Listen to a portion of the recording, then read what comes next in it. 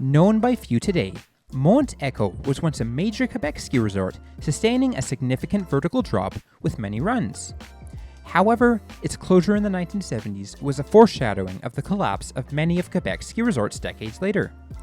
While today, trees have grown over the locations of former chairlifts and runs, the legacy of Mont Écho still lives on. This video will take you through the entire history of Mont Écho. So, without further ado, let's get into the video.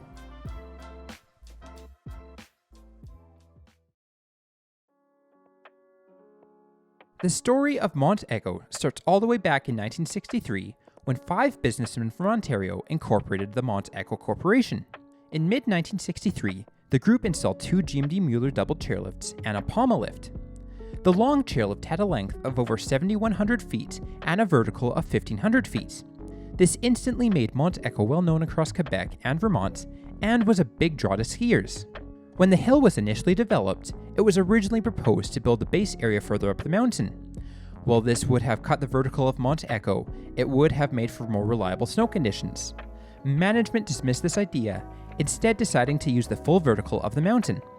This was partially due to the ski area not wanting to construct a costly access road up the mountain, along with the additional vertical feet it would provide. While this decision gave Mont Écho a huge vertical drop, it caused quite a few issues later on. More on that in a minute. Mont Écho initially opened with around 15 marked trails on the mountain. The 3-story base lodge was a beautiful building, partially constructed in a manufacturing shop in Ontario. It was the perfect base for Mont Écho, and it remained for quite a while after the ski area's closure. The first year of operations, 1963, was a bad snow year. Mont Écho only managed to operate for a few weekends before the rain melted away the base. However, the ski area kept operating, with a few good snow years happening here and there. Mont Écho was part of one of the first ski pass programs. While today, there are many mountain pass coalitions, the Ski East program was one of the early pioneers. Mont Écho, along with Bromont, Mont Sutton, Mont Orford, Owl's Head, North Hatley, and Jay Peak, Vermont were all included. Yes, that's right, Jay Peak was on an early ski pass in the 1960s. This pass gave the skier one day at each of all 7 mountains, and was a fairly big success. While North Hatley left the pass after a few seasons, the other 6 mountains stayed at the pass until it was dissolved in the late 1970s. The ski area was renowned for its ski instruction program. Ski lessons and rental equipment were offered in a deal that matched the price of a lift ticket. This program saw many people learn the sport and further increased the mountain's reputation in the local community. In 1970, the bottom terminal of the main chairlift was rebuilt in an effort to boost the reliability and lifespan of the lift. This happened after a fairly major rope evacuation. Additionally, the area invested heavily in grooming equipment.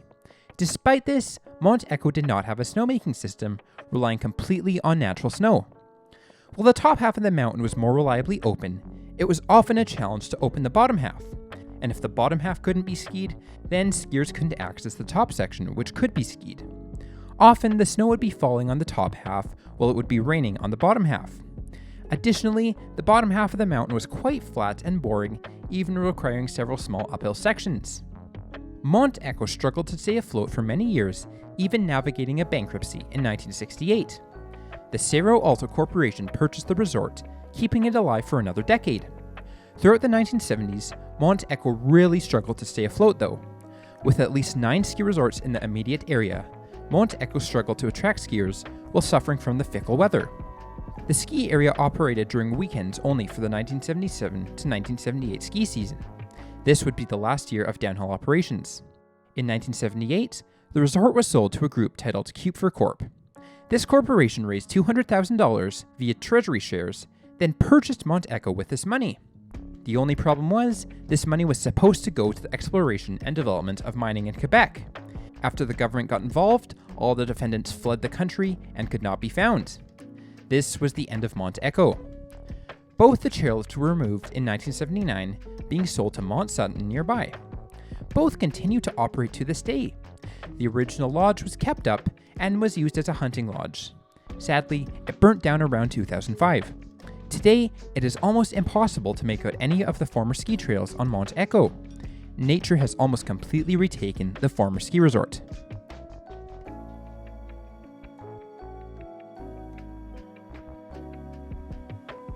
even with my best efforts, it's been nearly impossible to map this resort on Google Earth.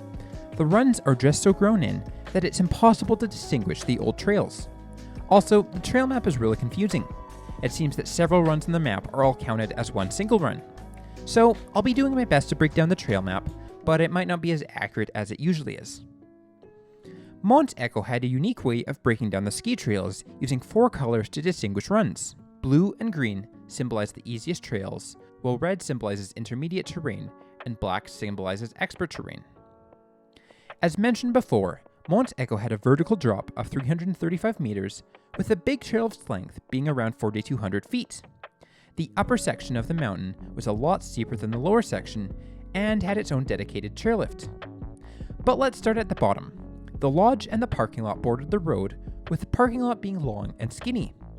There was a small Poma plateau in the base area that serviced 2 to 3 small ski trails. O'Connell was a dedicated beginner run, while La Detour was part of a longer trail to get down.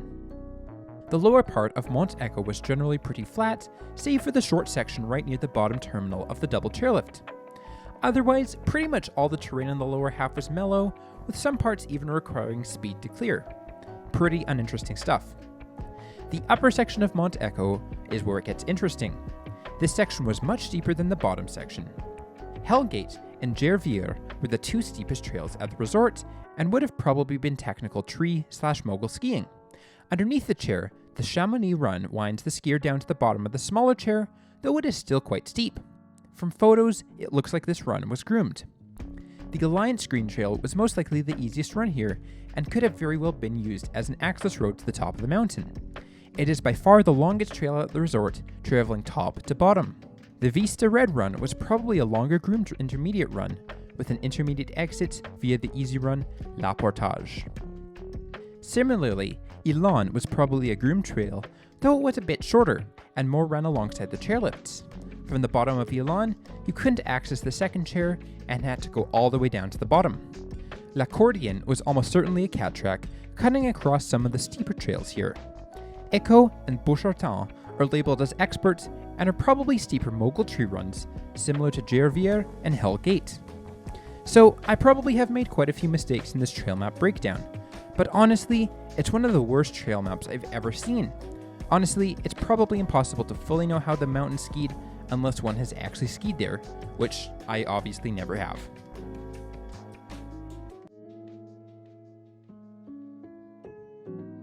Mont Écho is one of the largest lost resorts in Quebec.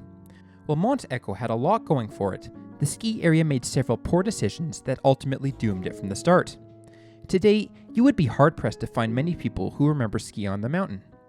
However, it's an interesting story, and it's crazy how fast nature has reclaimed the lost ski runs on Mont Écho. Thanks for watching this video. If you liked it, please be sure to subscribe to my channel. And until next time, this is Skier72.